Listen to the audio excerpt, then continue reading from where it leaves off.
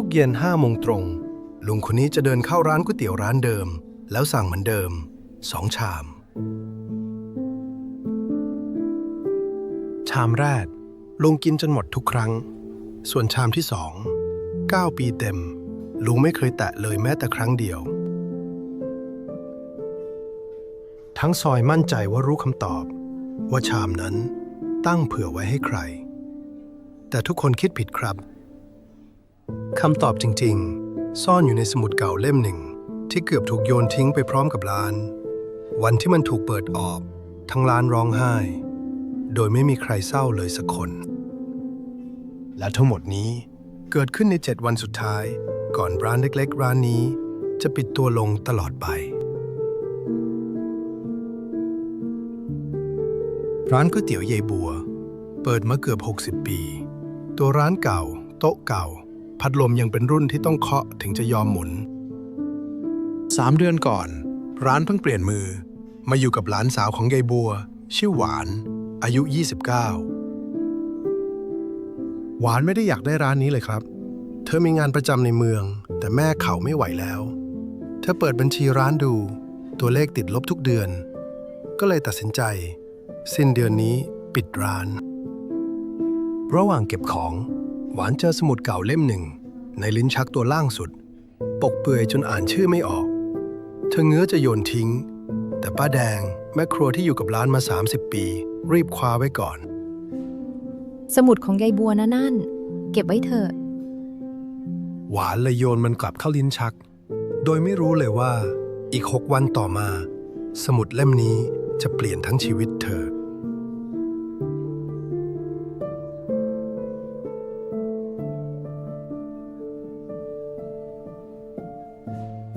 แล้ว5 โมงเย็นก็มาถึงพร้อมลูกค้าที่ตรงเวลาที่สุดในซอยลุงสิทธิ์อายุ72มาคนเดียวเสมอนั่งโต๊ะ3เสมอโต๊ะเดียวในร้านที่มองเห็นหน้าเตาพอดีสั่งเหมือนเดิมทุกวันเส้นเล็กน้ำใส2 ชามชามแรกกินเกลี้ยงชามที่2วางช้อนพาดไว้นั่งมองเฉยๆจนร้านปิดจ่ายเงินพอดีเป๊ะทุกครั้งและก่อนลุกทุกครั้งลุงจะหยิบสมุดเล่มจิ๋วจากกระเป๋าเสื้อขีดอะไรลงไป1 ขีดทุกวัน9 ปีที่ผ่านมาไม่มีใครเคยเห็นลุงร้องไห้ไม่มีใครเคยเห็นลุงยิ้มลุงแค่มาป้าแดงเล่าว่าร้านนี้หยุดแค่เดือนละ2 วันกับช่วงสงกรานต์เพราะยายบัวสั่งเสียไว้ว่าอย่าหยุดเยอะคนหิวไม่มีวันหยุดสำหรับป้าแดงชามที่2ของลุงคือเรื่องปกติแต่สำหรับหวานที่ต้องยืนดูก๋วยเตี๋ยวดีๆเย็นชืดและถูกเททิ้งทุกวัน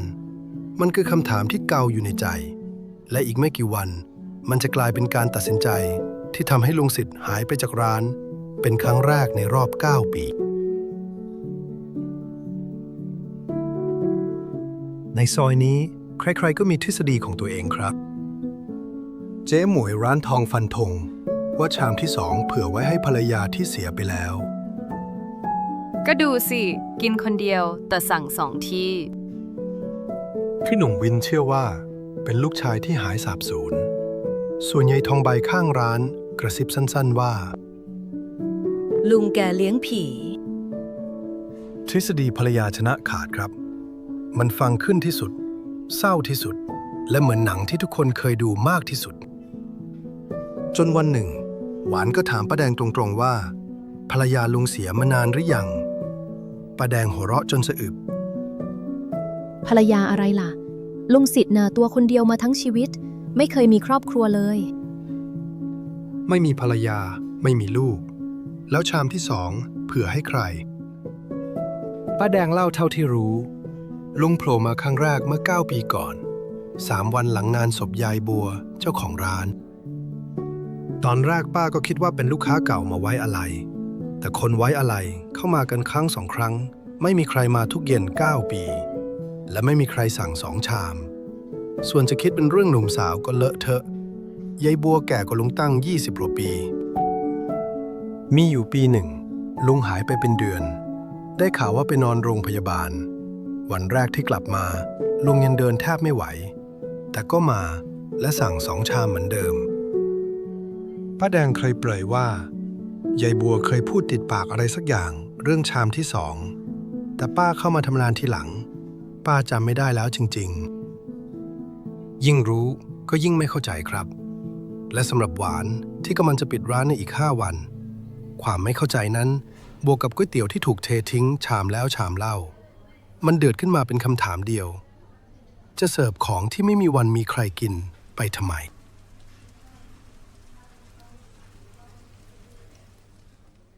เย็นวันพุธ5 โมงตรงลุงสิทธิ์สั่งเหมือนเดิมแต่ก๋วยเตี๋ยวมาแค่ชามเดียวหวานยืนอยู่หน้าโต๊ะแล้วพูดประโยคที่ซ้อมมาทั้งวัน ลุงคะ ร้านจะปิดสิ้นเดือนนี้แล้ว ชามที่ลุงไม่กิน หนูขอไม่เสิร์ฟนะคะ หนูเสียดายของ ลุงสิทธิ์ไม่เถียงสักคำลุงมองชามเดียวตรงหน้าอยู่นานจนหวานเริ่มใจไม่ดีแล้วลุงก็ค่อยๆกินจนหมดลุกขึ้นวางเงินไว้ใต้จานแล้วเดินออกไปเงียบๆก็เก็บโต๊ะหวานเจอแบงค์พับไว้เรียบร้อยเหมือนทุกวันเธอนับดูมันคือค่าก๋วยเตี๋ยว2 ชามเท่าเดิมวันพฤหัส5 โมงตรงโต๊ะ3ว่างเปล่า5 โมง 15ยังว่าง6 โมงก็ยังว่างเป็นครั้งแรกในรอบ9 ปีที่ลุงสิทธิ์ไม่มาป้าแดงทำครัวพลาดทั้งเย็นส่วนหวานรู้สึกเหมือนตัวเองเพิ่งทำของเก่าแก่ของใครบางคนแตกโดยไม่รู้ด้วยซ้ำว่ามันคืออะไรคืนนั้นหวานนอนไม่หลับเลยครับ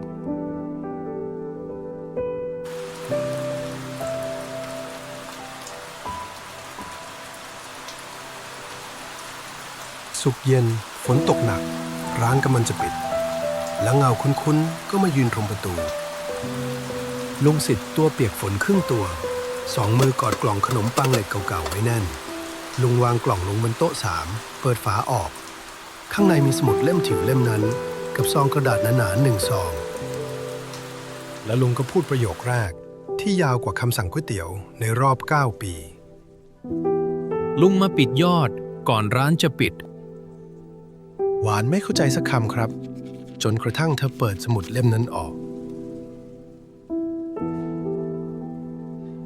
ในสมุดไม่มีตัวหนังสือเลยครับมีแต่ขีดเล็กๆเรียงกันแถวละ10หน้าแล้วหน้าเล่าปีแล้วปีเล่าหน้าแรกลงวันที่ไว้เมื่อ9 ปีก่อน3 วันหลังงานศพยายบัวและมุมขวาของทุกหน้ามีตัวเลขเล็กๆที่ค่อยๆลดลงเหมือนใครบางคนกำลังนับถอยหลังอะไรบางอย่างมา9 ปีหน้าสุดท้ายเขียนว่าเหลือ312แล้วลุงสิทธิ์ก็เริ่มเล่า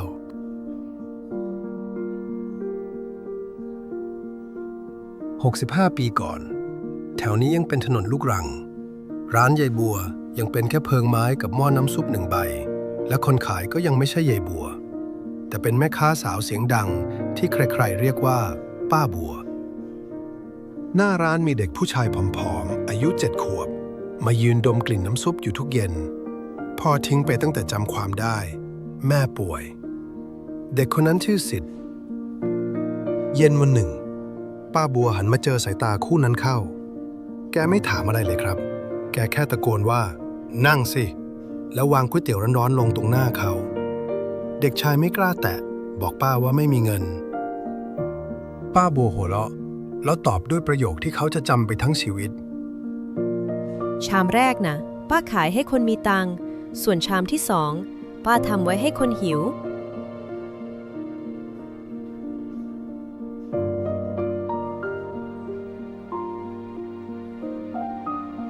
หลังจากวันนั้นทุกเย็นจะมีก๋วยเตี๋ยว1 ชามรอเขาเสมอป้าบัวไม่เคยทวงสักบาทแถมขีดนับทุกชามไว้ท้ายสมุดบัญชีเล่นๆบอกว่าโตขึ้นจะได้รู้ว่าแกกินของป้าไปเท่าไหร่9 ปีเต็มจากเด็ก7 ขวบกลายเป็นหนุ่ม16ที่สอบติดโรงเรียนการไปรษณีย์ที่กรุงเทพวันที่มาลาเขาสัญญาว่าโตเมื่อไหร่จะกลับมาจ่ายทุกชามป้าบัวหัวเราะเสียงดังกว่าทุกครั้งเปิดท้ายสมุดเขียนเลขตัวใหญ่ๆให้ดู 3,000 กว่าชามแน่ไอ้หนูจะไหวเหรอ ป้าบัวจดไว้เล่นๆครับแต่เด็กคนหนึ่ง จำมันไว้จริงๆ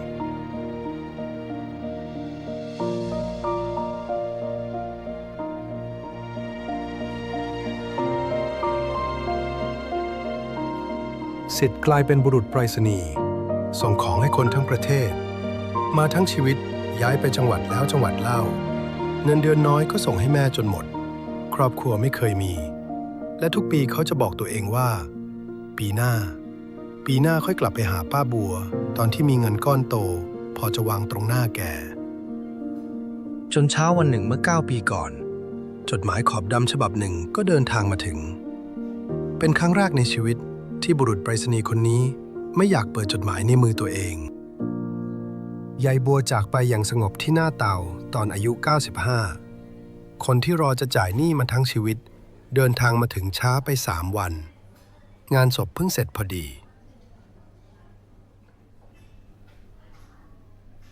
เขานั่งอยู่หน้าร้านทั้งคืนแล้วเช้าวันรุ่งขึ้นลุงสิทธิ์ก็เดินเข้าร้านนั่งโต๊ะเดียวกับที่เด็กชายคนหนึ่งเคยนั่งมองป้าบัวหน้าเตาแล้วสั่งก๋วยเตี๋ยว2 ชามเป็นครั้งแรก9 ปีที่ผ่านมาลุงเลยไม่ได้มากินก๋วยเตี๋ยวหรอกครับบุรุษไปรษณีย์เกษียณคนหนึ่งมาส่งคืนให้เจ้าหนี้ที่ไม่มีที่อยู่ให้ส่งอีกแล้ว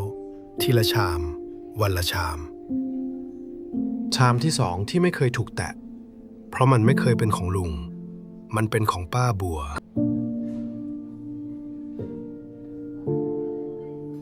1 ชาม 12 ชาม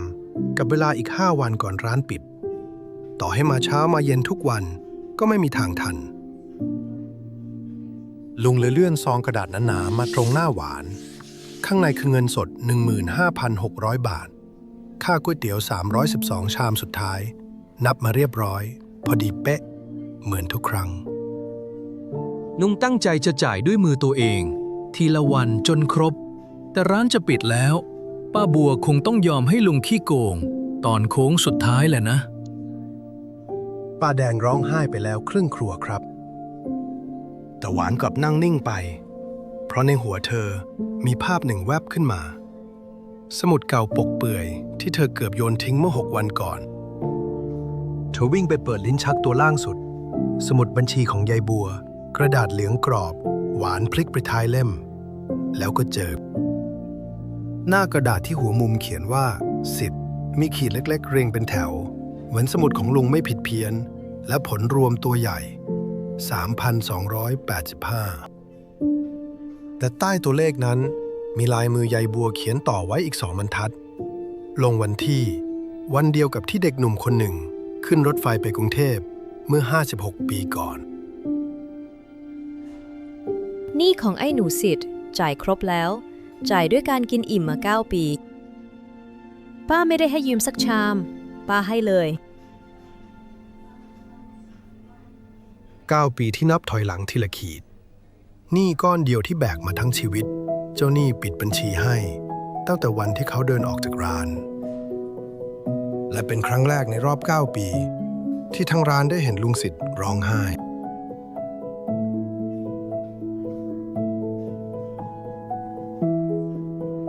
คืนนั้น3 คนนั่งคุยกันจนดึกครับหวานไม่ยอมรับซองนั้นเป็นค่าหนี้เพราะหนี้ไม่เคยมีอยู่จริงแต่เธอขอรับมันไว้เป็นอย่างอื่นเธอนึกถึงคำที่ป้าแดงเคยเล่าคนหิวไม่มีวันหยุดแล้วเธอก็รู้ทันทีว่าต้องตอบยายยังไงเช้าวันจันทร์สิ้นเดือนร้านก๋วยเตี๋ยวยายบัวไม่ได้ปิดตัวลงมันแค่ได้ป้ายใหม่1 ป้ายเขียนด้วยลายมือหวานเรื่องของลุงสิทธิ์วิ่งไปทั่วซอยเร็วกว่ารถส่งของครับเจ๊หมวยเลิศทฤษฎีภรรยาเปลี่ยนมาสั่งเพื่อชามที่2เองอาทิตย์ละครั้งแล้วโต๊ะในร้านก็เริ่มไม่ค่อยว่างเย็นวันนั้น5 โมงตรงมีเด็กผู้หญิงตัวเล็กๆมายืนดมกลิ่นน้ำซุปอยู่หน้าร้านหวานยิ้มตักเส้นเล็กน้ำใสชามโตวางลงตรงหน้าแกและพูดประโยคที่เพิ่งได้ยินมาไม่กี่วันแต่เหมือนรู้จักมาทั้งชีวิตชามแรกพี่ขายให้คนมีตังค์ส่วนชามนี้ชามที่2มีไว้ให้คนหิวส่วนที่โต๊ะ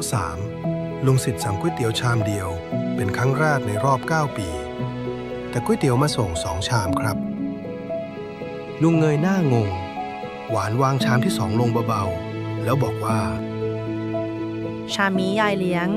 แกสั่งไว้ในสมุดตั้งแต่ 56 ปีที่แล้ว ลุงสิทธิ์มองชามร้อนๆตรงหน้า ควันลอยเหมือนเย็นวันแรกไม่มีผิด แล้วครั้งนี้ลุงหยิบตะเกียบ นี่ที่เกิดจากความเมตตา มันทวงคืนไม่ได้ และจ่ายคืนไม่ได้ครับ มันส่งต่อได้อย่างเดียว